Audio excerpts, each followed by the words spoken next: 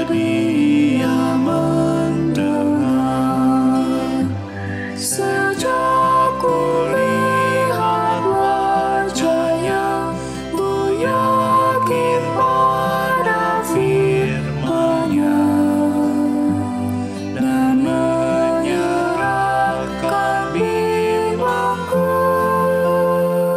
di dalam saat yang teduh.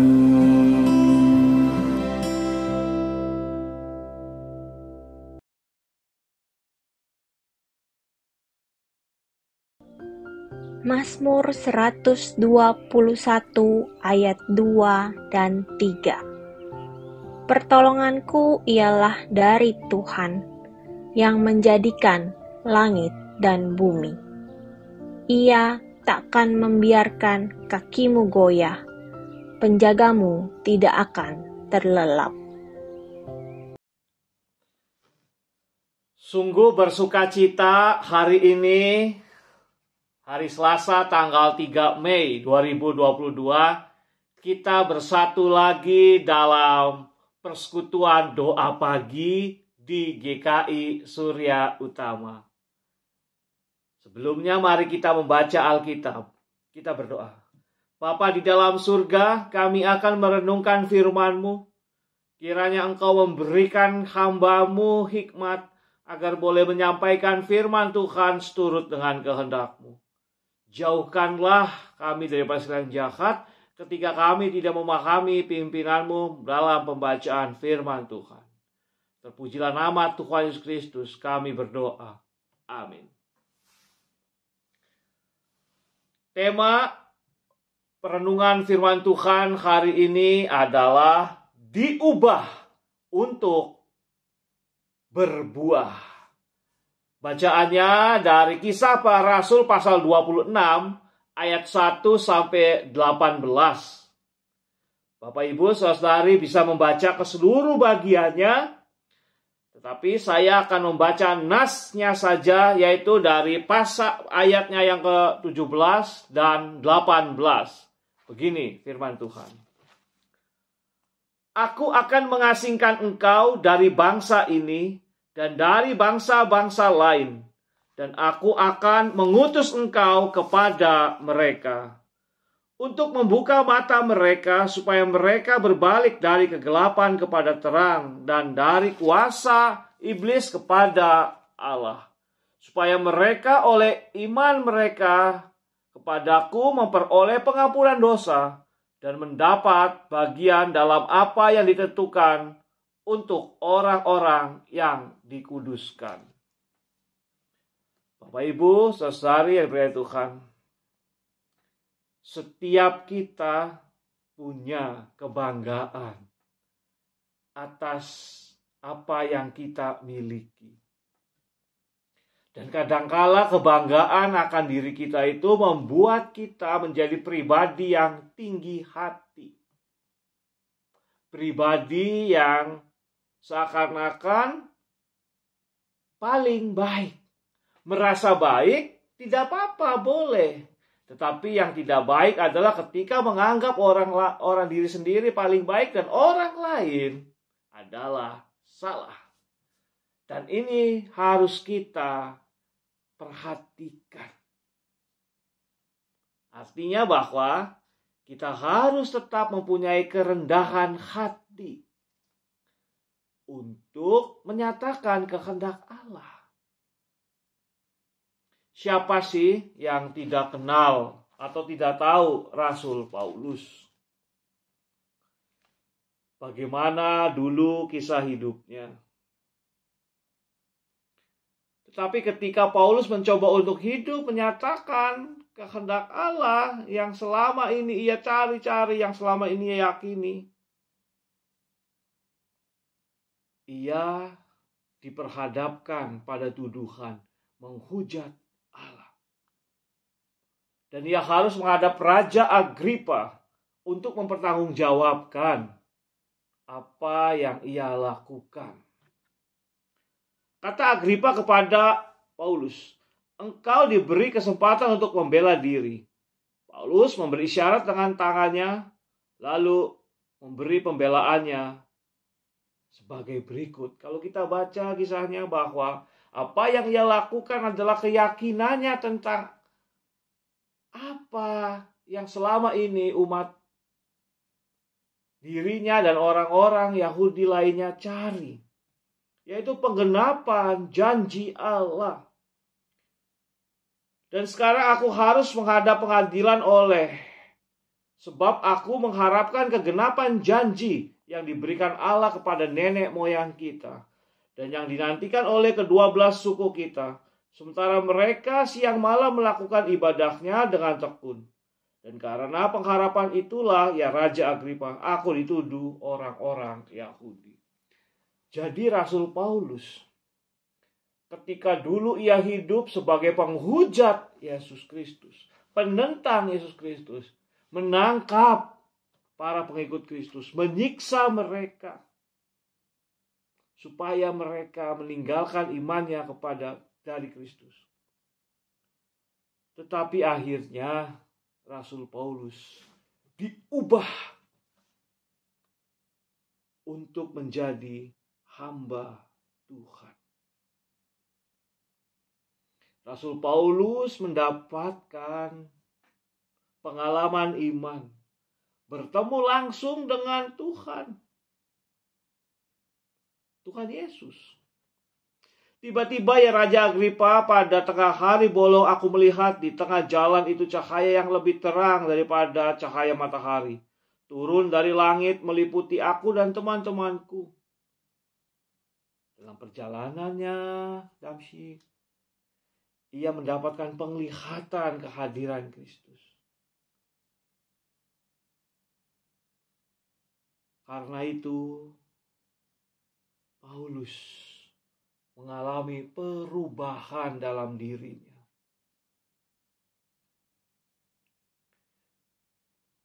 Tetapi sekarang bangunlah dan berdirilah, aku menampakkan diri kepadamu untuk menetapkan engkau menjadi pelayan dan saksi tentang segala sesuatu yang telah kau lihat daripadaku, dan tentang apa yang akan kuperlihatkan kepadamu nanti. Dan nasihat yang tadi kita perhatikan. Jadi kelakuan Saulus sebelum bertemu dengan Tuhan menjadi pribadi yang membahayakan pengikut Kristus. Tapi akhirnya setelah bertemu dengan Tuhan, Paulus diubah untuk menjadi saksi Kristus. Bagaimanakah dengan pertemuan kita dengan Tuhan? Saya menjadi pengikut Kristus ketika dibaptis anak pada usia 12 tahun. Ya, karena waktu itu mama saya baru saja dibaptis kudus dewasa. Lalu dengan pengakuannya itu membuat saya bisa mendapatkan baptis kudus anak. Ya, umur 12 tahun. Besar ya, saya dibaptis anaknya. Kalau sekarang kan saya membaptiskan anak yang masih bayi. Juga rata-rata baptis ada anak itu masih bayi. Tapi saya dibaptis anak itu umur 12 tahun.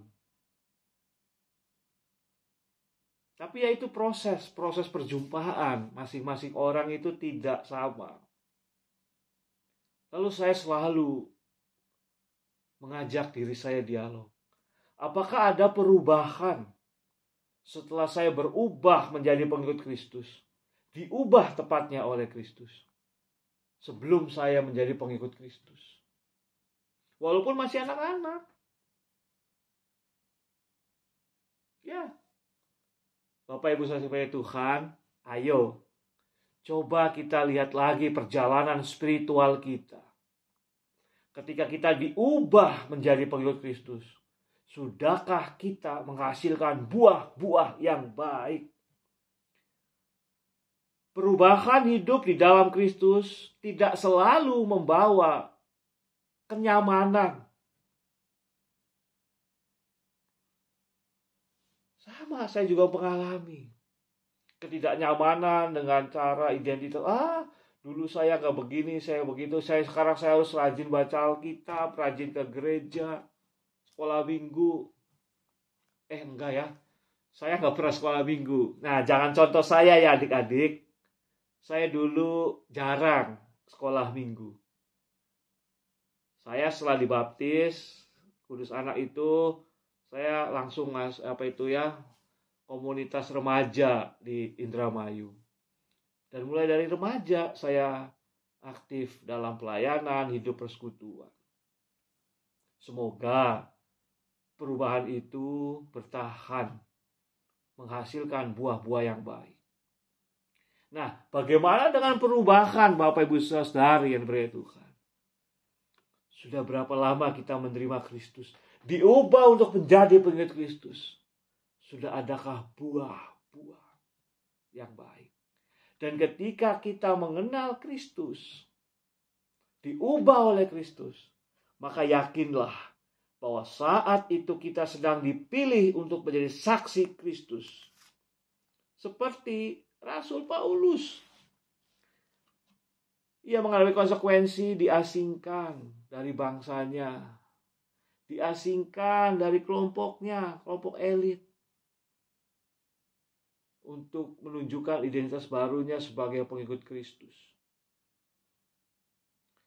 Untuk apa? Untuk sebuah misi yang indah, yaitu untuk membuka mata mereka supaya berbalik dari kegelapan kepada terang dan dari kuasa iblis kepada Allah, supaya mereka beroleh iman kepadaku dan memperoleh pengampunan dosa. Jadi, mari saudara-saudara, setelah kita diubah, yakinlah bahwa kita harus menghasilkan buah-buah. Paling tidak ada 4 cara tadi. Membuka mata orang lain akan kemuliaan dan kasih Kristus. Lalu mencoba kita menjadi alat untuk agar orang-orang lain itu keluar dari kegelapan dan menuju kepada terang Kristus. Dan kehidupan kita menginspirasi orang untuk tertuju kepada kuasa Allah. Dengan demikian, kita hidup dalam anugerah pengampunan dosa. Mari bertanya, sudahkah ada buah yang kita hasilkan, buah yang baik setelah kita diubah menjadi pengikut Kristus? Selamat berbuah, karena kita semua telah diubah untuk menjadi saksi-saksi Kristus. Itu adalah anugerah. Amin. Mari kita berdoa. Bapa di dalam surga, kami bersyukur Engkau selalu hadir dalam kehidupan kami, memberikan kami kekuatan dan penghiburan untuk menyelesaikan setiap persoalan-persoalan yang kami hadapi. Ya Bapa di dalam surga, mampukanlah kami melihat bahwa Engkau terus menggenggam tangan kami dalam menjalani kehidupan kami. Engkau yang berkuasa pada masa lalu kami, Engkau yang berkuasa pada masa kini kami, dan pada masa depan kami Engkau menjamin kami hidup penuh dengan segala kekuatan, cinta kasih. Karena itu biarlah kami hidup seturut dengan kehendak-Mu dan merasakan pimpinan cinta kasih-Mu. Bapa di dalam surga, atas semua kehidupan yang baik itu kami bersyukur dan memuliakan nama-Mu. Maka jadikanlah kami ya Tuhan saksi-saksi-Mu, agar tutur kata dan perbuatan kami menyatakan cinta kasih Kristus di dalam kehidupan kami. Kami berdoa ya Tuhan untuk kebaikan kehidupan umat manusia. Tuhan, kami bersyukur saudara-saudara kami dalam kemanusiaan, mereka yang beragama Islam akan merayakan hari raya Idul Fitri. Tuhan, biarlah mereka merasakan sukacita, merasakan damai sejahtera, agar perayaan Idul Fitri boleh membuat mereka makin menghayati kehidupan berkeluarga, makin menghayati kehidupan berumah tangga sebagai seorang penganut Islam yang baik. Dan ketika mereka akan mudik ke kampung halamannya, Tuhan jagai saudara-saudara kami dalam kemanusiaan yang akan mudik dalam perjalanan agar bertemu dengan keluarganya itu ya Tuhan. Bapa di dalam surga, kami juga berdoa untuk situasi kehidupan dunia. Ketika ada peperangan antara Rusia dan Ukraina yang masih terus bergejolak, Tuhan berkati para pejabat, pemerintah, presiden negara Rusia dan Ukraina itu agar boleh berdamai. Mereka boleh mencari kebaikan kehidupan rakyatnya. Bapa dalam surga, kami juga teringat mungkin ada di antara sesama umat manusia yang lainnya yang sedang mengalami kehidupan yang penuh dengan ketakutan, yang penuh dengan permasalahan. Kami berdoa untuk rakyat Afghanistan, kami berdoa untuk rakyat Korea Utara, rakyat Tibet, dan rakyat negara lainnya Tuhan yang kami tidak kenal, yang kami tidak tahu, agar mereka boleh merasakan kebaikan ketika mereka sedang bergumul dalam persoalan kehidupan.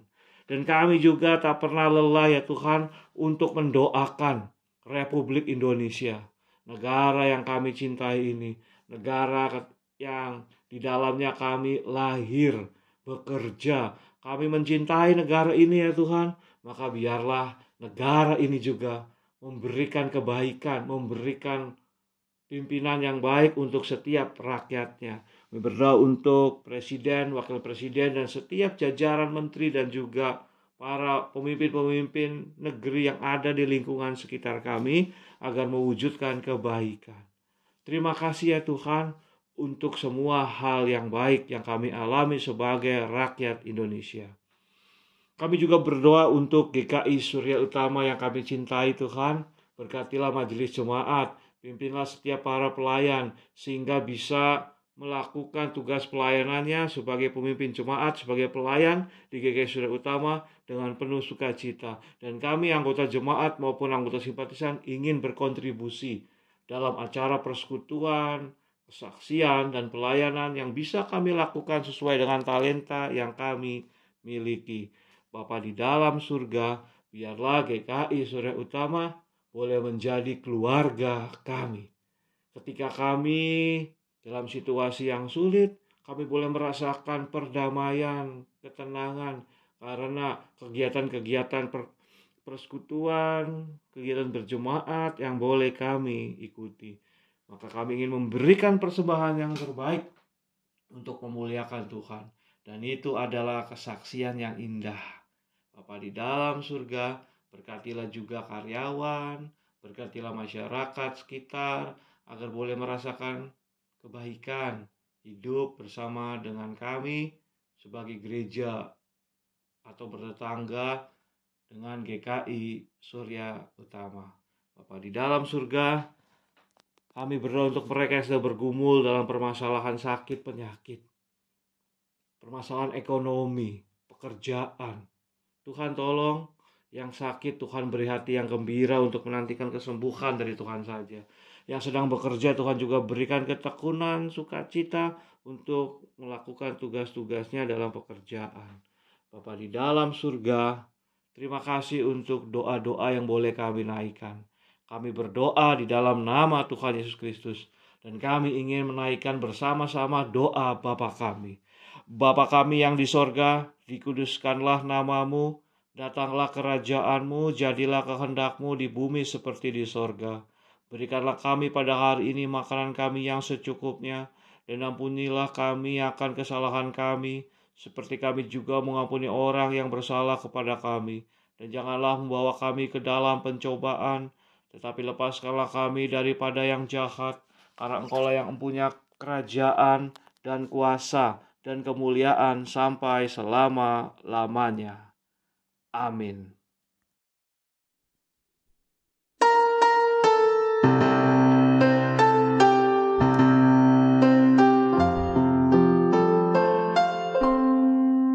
Kasih Tuhan mengiringimu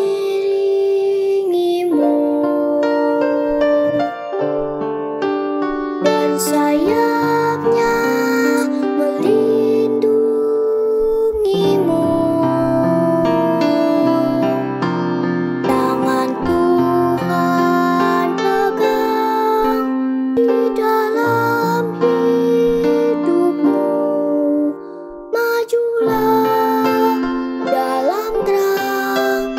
kasih-Nya.